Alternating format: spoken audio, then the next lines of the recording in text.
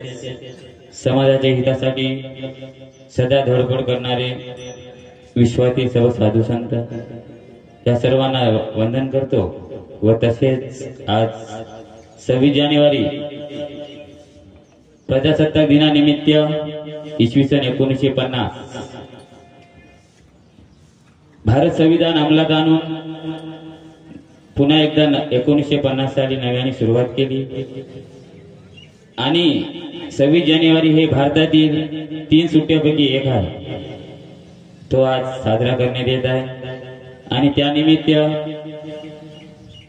पद्मश्री भूषण विभूषण आणि विभूषण हे भारतातील नागरिकांना आज सन्मानित करण्यात आलं। त्यापैकी सर्वात अभिनंदन करतो व तसेच भव्य ज्ञानेश्वरी पारायण सप्ताह दत्त मंदिर भेदोडा